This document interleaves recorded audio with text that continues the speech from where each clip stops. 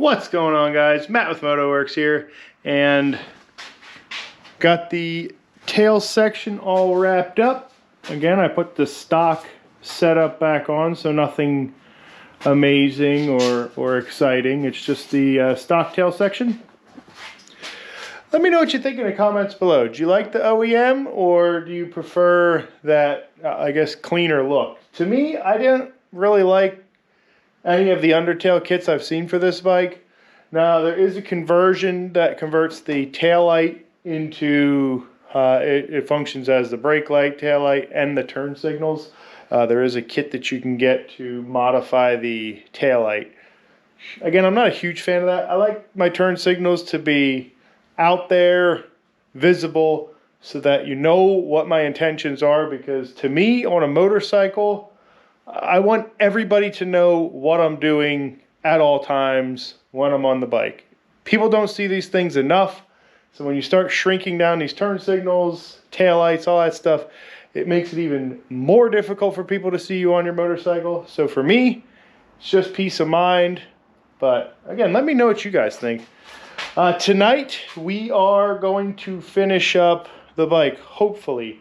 I have just a few more pieces left here. So we're getting the worldwide ceramic wheel bearings and the worldwide updated bearings. So I did some research. I went to a Kawasaki shop, entered my VIN number in their system, and this does apply for the rear bearing recall. So it wasn't a complete waste of money getting that. It actually does have the recall. It is on the recall list, so we will be updating that with a better bearing, and working on the rear first, because I think that's going to be more time consuming than the front. The front should be pretty simple, quick, easy, but the rear is where I think I'm going to be spending majority of the time. So I'm just going to take the rear apart. The only thing I've done so far is I've taken off the wheel, and that's easy enough to do on this because the exhaust kind of blocked it. I took the exhaust system off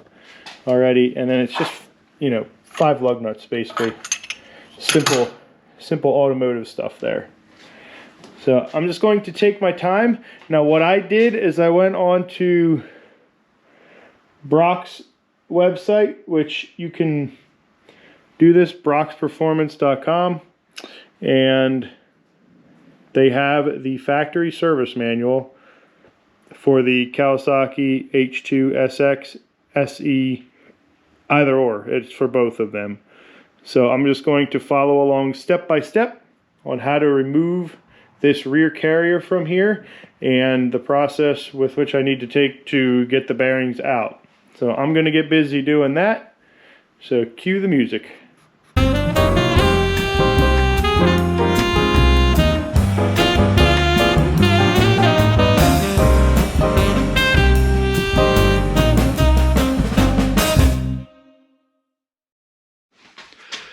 Alrighty, so that wasn't too terrible, honestly. That came out pretty easy. And you can definitely tell that there could be some more grease in that bearing area there. We're definitely going to remedy that when we put it back together, but yeah, they definitely, good call, Kawasaki. Yeah, definitely needs a lot more grease than that. So I got the sprocket, carrier, whatever you want to call it, out, and had to take this outer piece off here. And the way I did it is I just held onto it as best I could, this here, and then I just smacked all around the outside of it with a dead blow hammer, and eventually it kind of just knocked itself off of there. That's really snug. That doesn't want to come apart. So, a little patience, tap all around the sprocket while holding the inside of those splines there, and it'll come off eventually. So now I just have to remove these seals by being very gentle, because I don't want to damage these seals when I take them out. So I'm just going to gently remove them, and then there's a snap ring inside there that's keeping that bearing where it's at. And then once I get that snap ring off, I'll be able to tap that out and then we'll put the new bearing in there, the ceramic bearing, and that will be done. And then we'll move on to that sucker there. Okay, now I've done bearings in a couple of my other videos, and when you're doing an aftermarket bearing of any kind, whether it be ceramics or you're just replacing the bearings and they're not OEM bearings that you're putting back in, there's some aftermarket spec, first thing you want to do is make sure that the bearings match both in all dimensions that you can think of. And just like I'm doing here, hold them up next to each other. I mean, you can get as crazy as miking them out or getting veneer calipers on it and measuring them that way. But, I mean, if they're close, if they look close dimensionally, sometimes you even get away with seeing a number written on them. And, you know, you can kind of match that number up a little bit, which this one does have a number on it. And yeah, the number matches, so you know, that's another way that you can tell. All right, anyway, so you could do that. So the bearing looks the same. I also have the axle, if that's what you want to call it. This is what the bearing will sit in. You know, just put that in the bearing itself and make sure that it fits snug and it's not going to fall apart, which that feels good as well. So I'm convinced that this is the bearing for the bike. And when you're putting this stuff together, you want to get everything set up.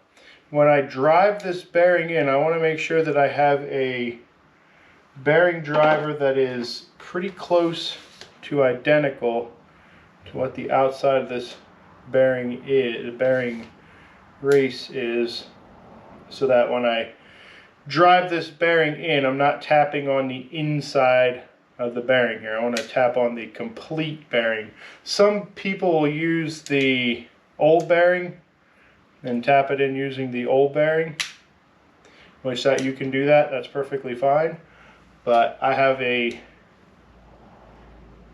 perfectly sized bearing driver, so that one works.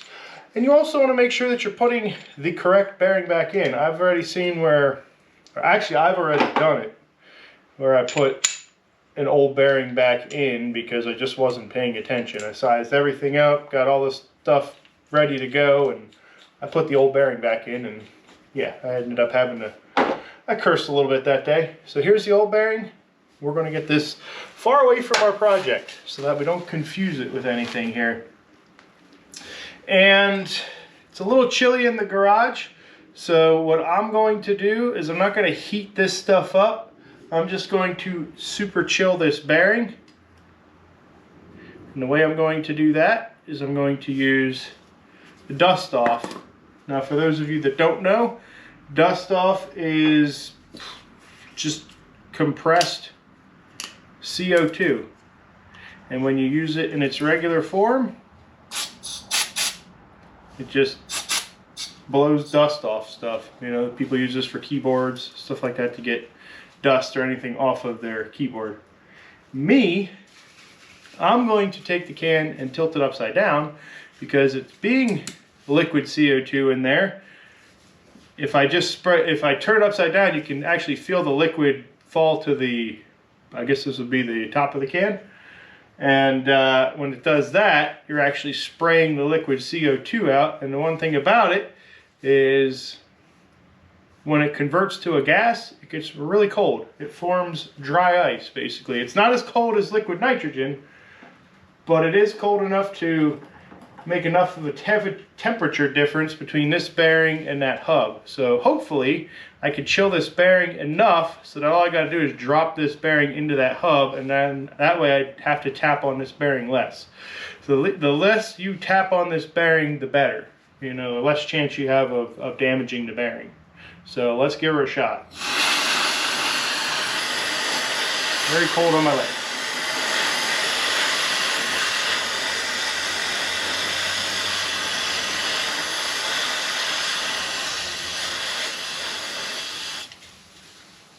Science.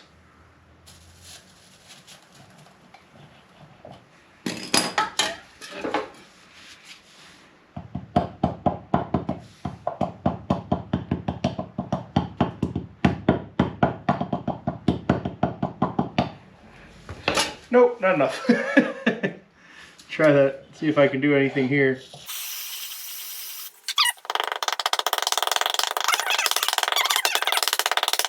That's squared up there. We can start our tapping. Hopefully I don't have to tap it that much, but we'll see.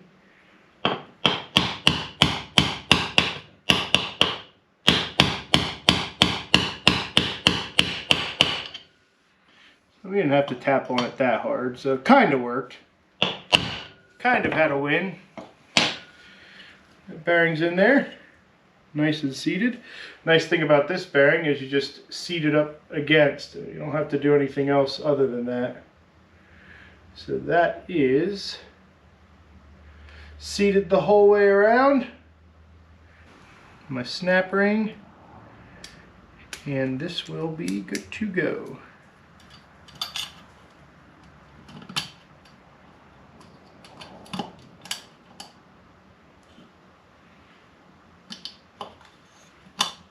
Perfect. Put my seal back in, and booyah. Seal just has to be flush, nothing fancy. And done. One bearing installed. Now I just have to go around and do the rest of them, but that went pretty smoothly. I did a little bit more tapping than I wanted to do, but nothing terrible. So, sweet. I'm going to keep plugging away on her, get her done. Alrighty, so our new bearing is all in, and it is all greased up with some high temperature grease. Kawasaki specifically states they want high temp grease, and this stuff is designed for wheel bearings. So, got my high temp grease in. This bearing needs to be set to a specific depth of 6 millimeters. So I have that set pretty close to where the old one was set. And even though there's a recall on this bearing here, this, in my opinion, is a serviceable item. Like, there's no way that that grease is just going to stay in there. I mean, it's going to fling off. It's just going to disappear over time. So I would say you've got to grease this at some point. You got to take that apart and actually service that. So yeah, it's a recall item, because I guess they didn't grease it enough from the factory, but you should be greasing that anyway. Especially if, you know, you plan on doing what I plan on doing, racing this thing. So I don't know. But it's all greased. It's got apparently this bearing is supposed to be better than the old bearing. I can't really tell by looking at it. So it's new, it's in there. Now I'm just going to reassemble the rear end and probably call it a night. And then the last thing I'll have to do is the front wheel bearings. But yeah, this took a lot of time to do, but I don't mind taking the time to do stuff like this because you get a better result when you take your time. So sweet. Ceramic bearings are in the rear. And I did the recall, if you will. So just going to reassemble. So the assembly process is on Brock's Performance website. I attached a link in the description below. Just follow those instructions step by step. That's what I did, and it went together really smoothly. It has all your torque specs on there. You know, it's the H2 manual. All right, guys, great progress for tonight so far. I'm not going to try and knock out the front wheel bearings. I literally was trying to, I put an Allen socket inside of another socket on a ratchet, and I was trying to tighten stuff with it. So yeah, I'm tired. So I triple checked everything back here and made sure everything looked good and everything was snug. But that's about all I'm going to do tonight. I'm just going to pick up the camera tomorrow and just knock out those front wheel bearings. That's the only thing I have left to do on this. And again, I think that that tail section looks good. And what it's going to do is it's going to keep all that filth off of my back. The water is going to catch on there, and it's not going to spray up onto me.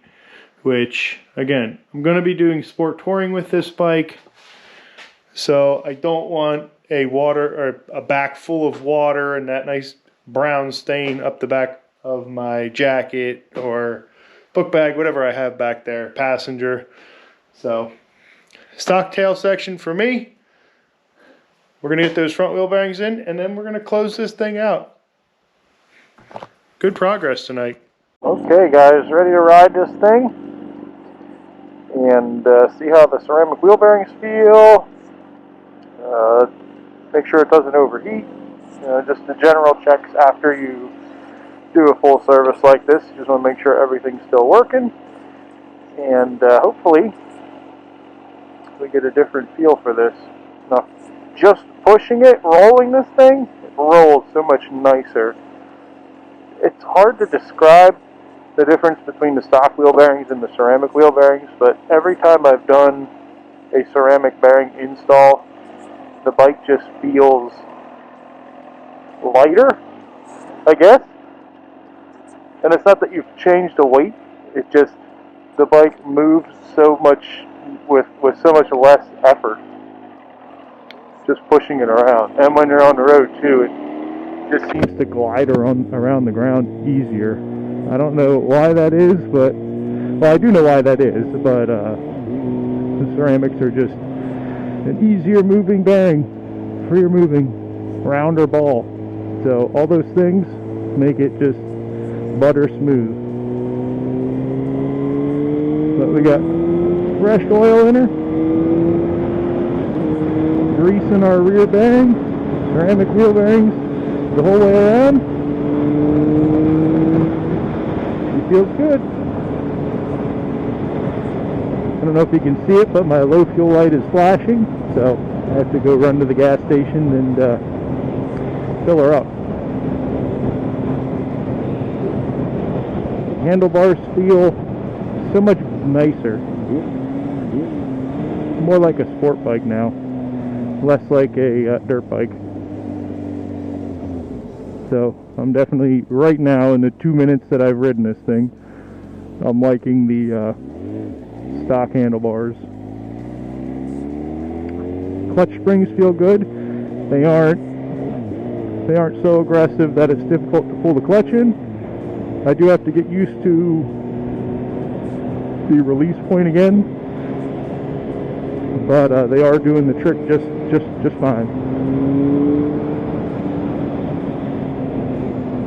And I did do a 60 to 130 run when this thing had the stock clutch springs in, so we'll see if we picked up anything with the updated springs. I don't think we will, but it's possible. Alrighty, so now riding the bike. The sprocket, definitely, you can kind of tell. I mean, I'm not going crazy so far. I've just been kind of cruising, making sure everything works, but you can kind of tell. It's a little bit more subdued when accelerating. Now, of course, I haven't merged onto the highway at all. We'll do that here in a minute, but so far it hasn't been like crazy neck snapping acceleration or anything goofy like that. But yeah, we'll have to see here. But the bearings feel really good. That's again, like I said, I can't express how much of a difference these ceramic wheel bearings make, but they do make a difference. That is for sure. But the bike overall feels good. These handlebars, I'm still loving them. That was a great decision, I think, for me to change them out. I really do like the handlebars. It's actually even easier for me to get to the controls now, whereas before it was a little bit more difficult. Not to say that it was impossible, but I don't know, for some reason it feels like the controls are easier to access on this, like turn signals, stuff like that. And I really don't think that has anything to do with the handlebars, though. My engine temps have been consistent, so it seems like the cooling system bled out just fine. I'll have to do a final check of the reservoir bottle when I get back, but so far so good. I forgot to reset my clock, so that's something I'm going to have to do when I get back as well.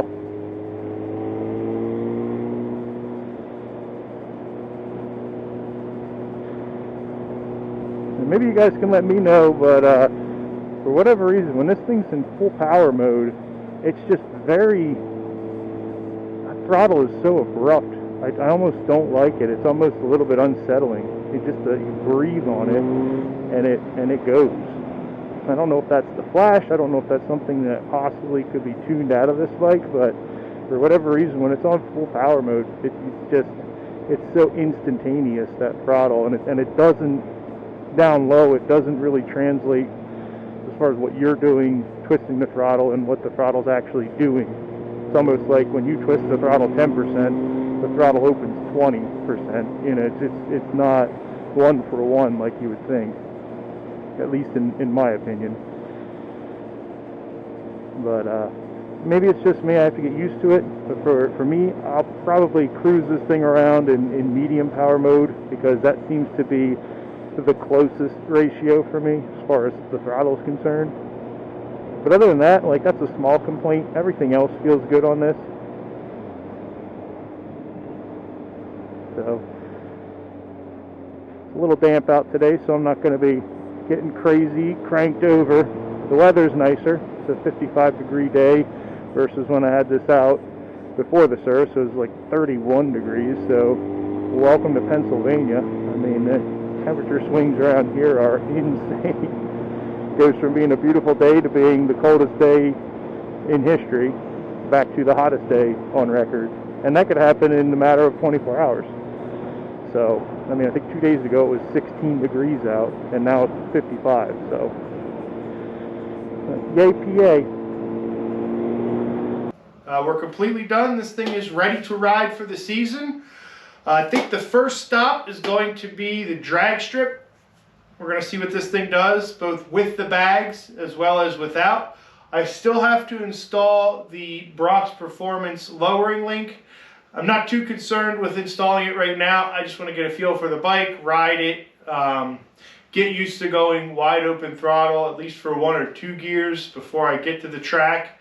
Because I've been told that the traction control, it should help, keep the wheelies under control.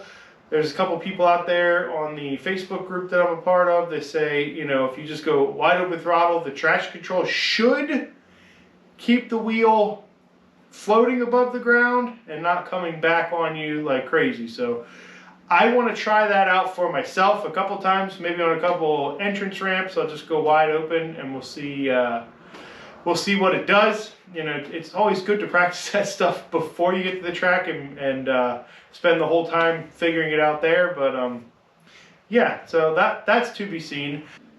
The other thing I want to do on this is I want to go to a track day, because I want to just get a feel for this bike on a racetrack. Play around with the different power levels, different traction levels, different braking levels. There's so many little things that you can play around with, and I kind of want to see how it makes the bike perform differently. I just want to see what those different settings do and the effect they have on the motorcycle. I don't know if you heard it in the helmet when I was talking. When this thing's in full power mode, it's weird. That throttle it's almost like it's reading your mind. It goes and opens the throttle before you open the throttle, so it's very, very sensitive, and I found that riding on medium power is actually more enjoyable for me. Maybe it's something I have to get used to. Again, I've put less than 500 miles on this bike, so I'm still kind of learning. That's the service on this thing. This thing actually checked out really well. The only thing I really had to do to the bike, honestly, is change the oil. Everything else I did with the changing out the engine with engine ice, changing the coolant out with engine ice, swapping out the battery, all those silly little things I did. I really didn't have to do. I could have just changed the oil in this, and it actually would have been fine. I mean, the air filter was kind of dirty, but it wasn't hateful. And the coolant in this looked beautiful. I mean, the bike's only 4 years old, so it looked good, just like it should for the year. And I didn't have to change out the fluid, but I changed the handlebars, so that got changed out because of that. But other than that, I mean, the bike's in really good condition. The previous owner and the owner before him took really good care of this bike. So yeah, I think this thing's going to be good for many, many miles to come. And it's all serviced now, so in the next uploads, we're just going to be playing around with the bike. I'm going to be just getting comfortable with it and getting used to it. But, you know, if there's anything that you have questions on, particularly on this bike, you know, drop them in the comment section. I'll try my best to answer your questions, or maybe it might be enough so that I just put a video together on it. I pretty much know the ins and outs of the bike right now with doing the service. I've taken it almost the whole way apart, aside from the front end. That's the only thing I haven't taken apart on this bike. So I have a good idea of where things go, how they work, and yeah, I don't mind trying to answer some of the questions you have, or making a video to show you maybe some simple things on the bike.